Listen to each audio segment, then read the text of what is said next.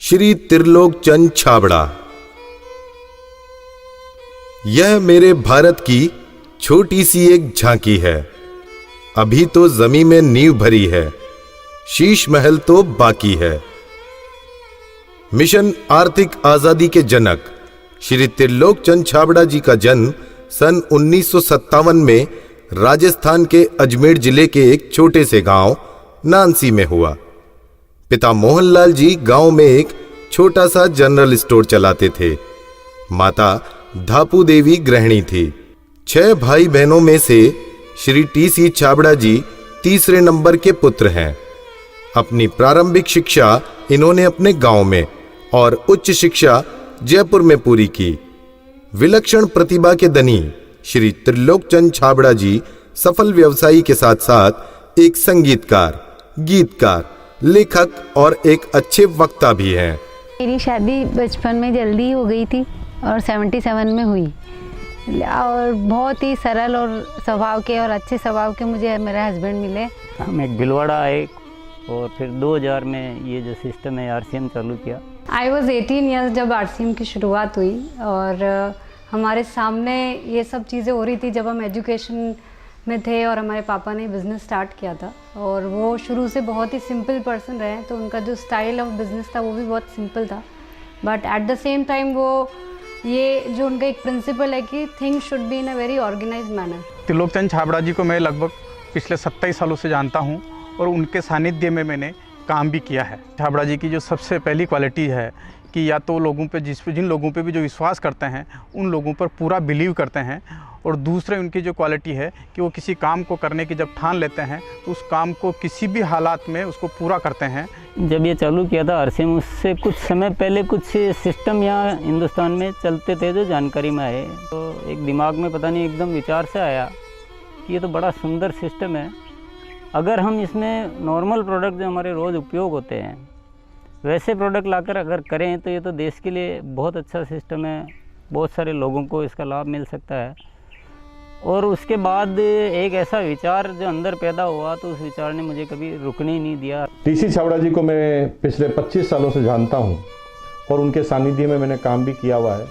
TC. Chhabra जी की सबसे बड़ी क्वालिटी है उनके लिए काम होता है। काम छोटा और बड़ा नहीं होता, वो हर काम को उतनी ही सीरियसनेस से करते हैं, चाहे वो काम छोटा हो चाहे बड़ा हो।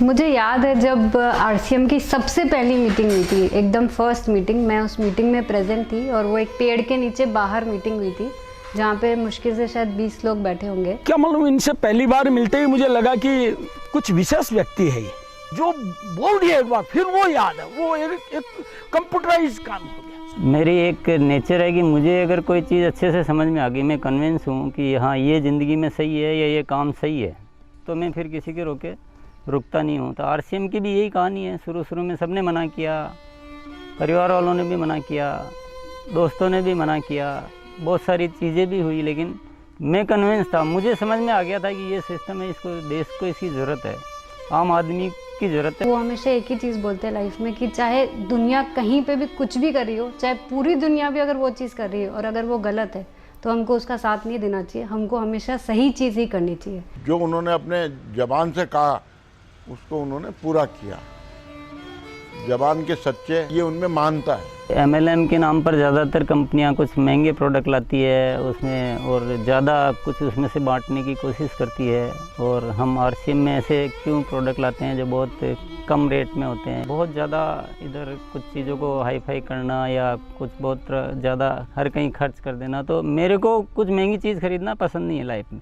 तो मेरे को जो पसंद नहीं है मैं बेच कैसे सकता हूँ। हमारा हिंदुस्तान का मिशन मंगल इसका एक बहुत बढ़िया उदाहरण है कि उन्होंने उस पर्टिकुलर बजट में उनको बनाने की सोचा तो उन्होंने वो चीज़ बना कर दी। ये कोई भी वादा करते हैं वो पूरा करते हैं, और इन्होंने जो सोच लिया कि मुझे ये काम करना है वो करके रहते हैं, और इन्होंने जो भी सोचा ईमानदारी से कर रहे हैं पूरा। बहुत सारी चुनौतियाँ आई इस काम को करते हुए।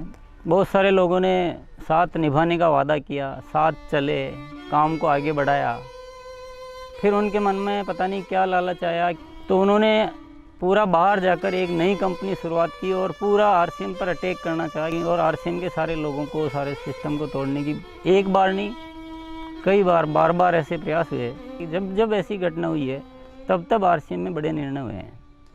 जो सामान्य गति से चल रहा था उसमें एक मजबूती आई, एक बड़े निर्णय लेने की ताकत आई कि अब तो इसको करके ही रहना है। वो बहुत कम बोलते हैं और बोलते हैं वो एकदम सत्य और सीमित मात्रा में। डायरेक्ट सेलिंग सिस्टम में एक बहुत बड़ी बात सीखने को मिली कि लोगों को कभी भी आप ओवर कमिटमेंट मत करो। 2011 में जो हमारे साथ में ये गवर्नमेंट का हुआ उसमें बहुत अलग हमारे पर इफ़ेक्ट हुआ उस चीज़ का कि ये भी होता है क्या लाइफ में ऐसा। और वो ये जो एक फेज़ था वो बिल्कुल बहुत कठिनाई का दौर था, बहुत ख़राब स्थिति से हमें गुजरना पड़ा। मेरे परिवार पर संकट आए और परिवार से ज़्यादा जो हमारे जो टीम है, हमारे जो इतना बड़ा हिंदुस्तान में परिवार बन चुका था, उसको सबको दिक्कतें आई। लेकिन एक मन में विश्वास था कि आखिर जो सत्य वो तो सामने आएगा। ऐसा ट्रैजिक पीरियड आया था कि पूरी दुनिया ने ही बोल सकते साथ छोड़ दिया। इनफैक्ट जो एकदम अपने बोलने के लिए होते हैं उन लोगों ने भी साथ छोड़ दिया। लेकिन पापा की वो जो हिम्मत थी और जब भी हमने उसके बाद या उस दौरान जब भी हमको मौका मिला उनसे बात करने का, उन्होंने एक ही चीज़ बस हमको बोली थी कि सब कुछ ठीक होगा क्योंकि हमने कुछ गलत नहीं किया किसी के साथ। हमारे जो आरसीएम परिवार है उनका इतना विश्वास था कि उन्होंने 1 साल इंतज़ार किया और पूरा डटे रहे। और जब उनका इतना विश्वास था तो उस विश्वास में इतनी ताकत आ गई और ये सब चीज़ें, जो भी संकट का समय था वो निकला और अब सब चीज़ें धीरे धीरे अच्छी हो रही है। ऐसे साथी मुझे इस सिस्टम की वजह से मिले। आज इतनी बड़ी सेना कह सकते हैं, इतना बड़ा परिवार कह सकते हैं देश के कोने कोने में, और उसमें इतने जो संस्कार बने हैं, ये हमारे लिए एक बहुत खुशी की बात है। इतना बड़ा व्यापार उद्योग धंधा होने के बावजूद, इतनी बड़ा साम्राज्य होने के बाद भी उनमें तनिक भर भी अहंकार या पैसा होने का घमंड दिखलाई नहीं देता है। ये उनकी सादगी और उनकी मानता को दर्शाता है। मुझे मेरे फादर इन लॉ की एक क्वालिटी सबसे अच्छी लगती है कि वो आज इतना बड़ा बिजनेस करने के बावजूद भी वो इतने डाउन टू अर्थ है कि किसी को भी विश्वास नहीं होता जब मैं उन्हें उनकी बातें, उनके किस्से सुनाती हूँ। एक छोटी सी बात ले लीजिए, अगर हम जब भी खाना खाते हैं हम डाइनिंग टेबल में बैठ के खाते हैं, पर वो आज भी प्रेफर करते हैं कि हम ज़मीन पे उनके साथ बैठ के उनके साथ भोजन करें। त्रिलोकचंद जी छाबड़ा एक व्यक्ति नहीं, आंदोलन है। उनके जीवन में उन्होंने बहुत संघर्ष तो किया ही है, लेकिन सबसे बड़ी बात उनमें है सादगी और सच्चाई। आरसीएम की शुरुआत से ही मैं काम कर रहा हूं और जब आरसीएम बिजनेस की शुरुआत हुई थी तो टीसी छाबड़ा जी की एक सोच थी कि दुनिया में जो कंपनियां आती हैं मल्टी लेवल मार्केटिंग में, वो बड़ी बड़ी और महंगे महंगे प्रोडक्ट लेकर आती है। और टीसी छाबड़ा जी की सोच थी कि मैं एक ऐसी कंपनी की स्थापना करूं जो इस तरह के प्रोडक्ट बनाए जो इंडियन रेट में हो, इंडियन कल्चर में हो, इंडियन मेंटालिटी को सूट करते हो और आम आदमी उस बिजनेस को कर सके, आम आदमी अपने जीवन को बदल सके। 2016 में इसकी गाइडलाइन जारी की गई भारत सरकार द्वारा।